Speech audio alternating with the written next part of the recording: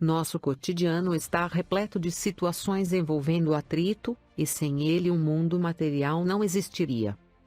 Mas antes de investigarmos mais detalhadamente a natureza deste fenômeno, vejamos alguns exemplos. Primeiro exemplo.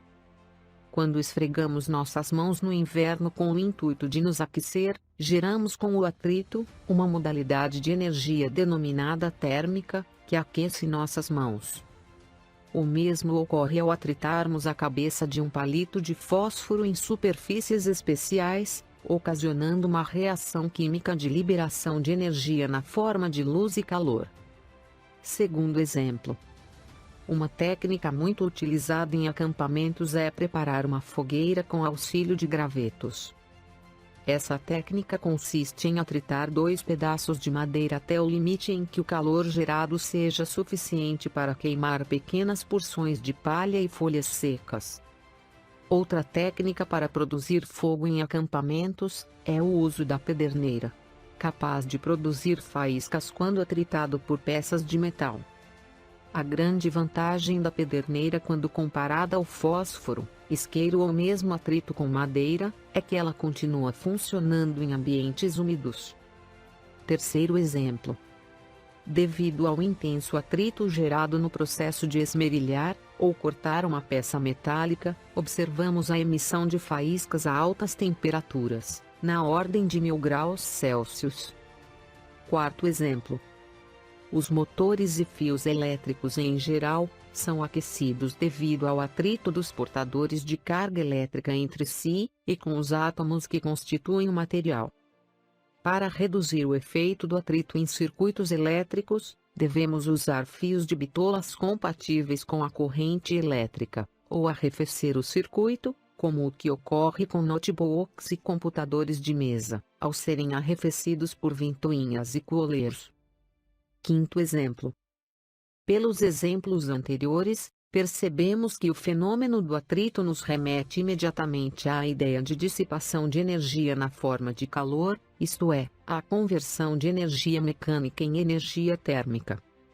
É o caso trivial que já citamos, do hábito de esfregarmos as mãos em dias frios de inverno. As mãos esquentam devido ao atrito entre as mãos, onde a energia mecânica da fricção transforma-se em energia térmica. Essa transformação, no caso, é muito positiva. Por outro lado, quando se trata de máquinas, motores e equipamentos em geral que dependem de engrenagens, a dissipação de energia na forma de calor significa a perda de eficiência. Essa é a face perversa e indesejável do atrito. Engrenagens e outras peças metálicas estão em contato e em movimento, sofrendo muitos desgastes e geração de calor. Com o objetivo de reduzir esse atrito, utiliza-se lubrificantes. Podemos citar, como exemplo, os pistões dos motores e as engrenagens do eixo de transmissão dos automóveis, que dependem de óleo para minimizar, ao máximo, o atrito de metal com metal.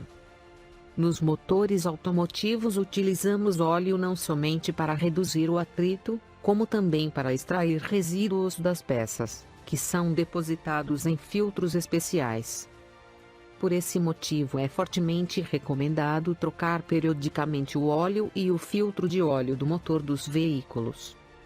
Sexto exemplo. Outro exemplo de uso de óleos e lubrificantes e dissipadores de calor, ocorre no processo de usinagem de peças, onde brocas especiais são utilizadas para perfurar e usinar peças metálicas. Sétimo exemplo.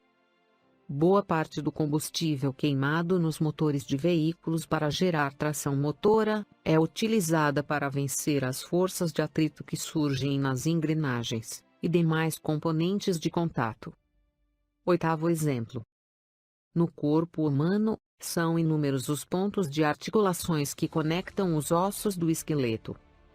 São elas as responsáveis por muitos dos movimentos que realizamos, tais como nos joelhos, nas mãos, nos pés, cotovelos, punhos, tornozelos, ombros, coluna vertebral, dentre outros.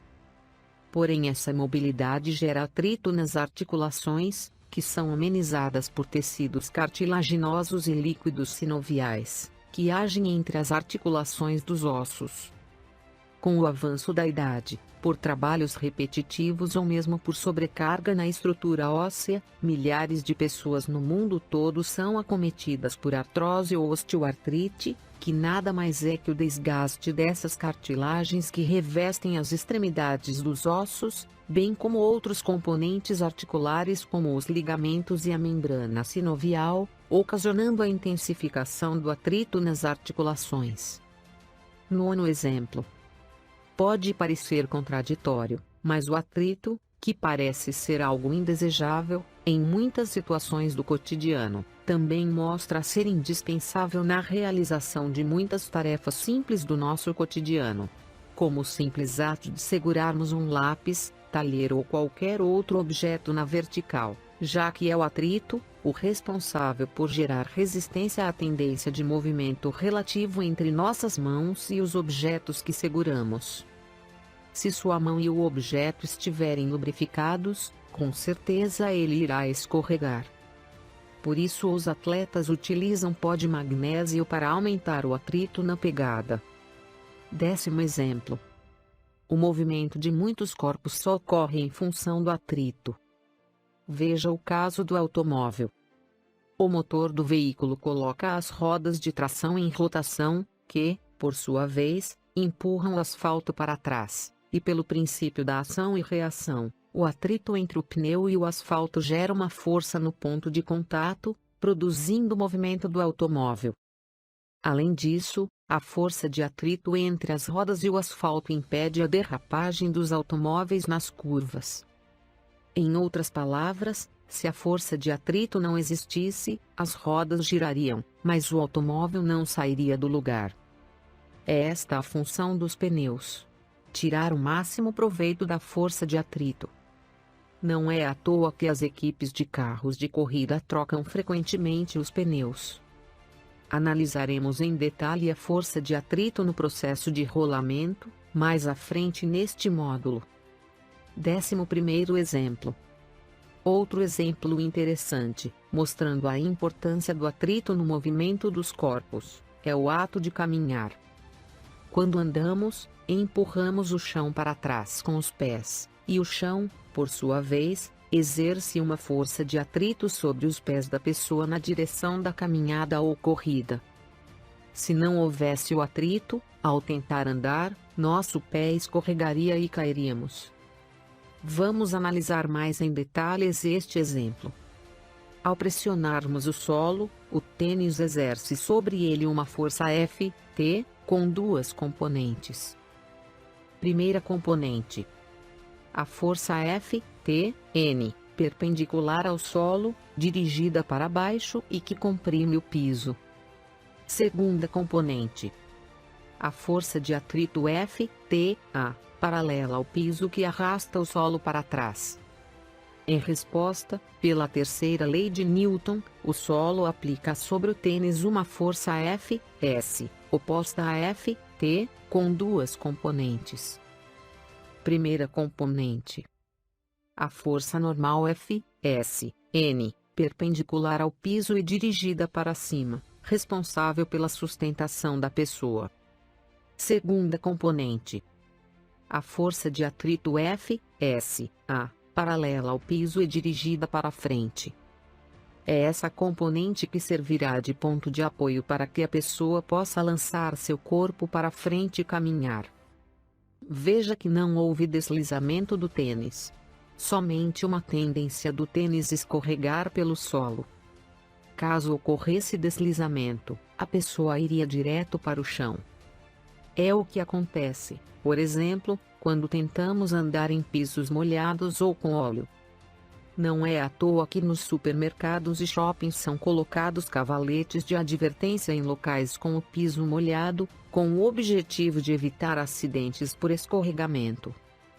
Repare no exemplo, que assim como a força normal, a força de atrito surge em pares de ação e reação. Se uma força de atrito age no piso em sentido contrário ao caminhar, O piso responde aplicando sobre o tênis da pessoa uma força de atrito para frente, no sentido do andar. Com base nos exemplos apresentados, percebemos que apesar do atrito ser um fenômeno que obriga as indústrias a investirem bilhões de dólares para minimizar desgastes em equipamentos mecânicos e elétricos, é um fenômeno importante e necessário em nosso mundo material, sem o qual não poderíamos sequer andar. Espero você na próxima videoaula, onde investigaremos mais detalhadamente as características empíricas da força de atrito. Para acessar todas as videoaulas do módulo, clique no link da playlist, no canto superior direito de sua tela, ou logo abaixo na descrição. Se gostou do canal, inscreva-se, dê o seu like. Acione o sininho para ser notificado assim que for publicado novas videoaulas, e participe com seus comentários e sugestões. Até breve.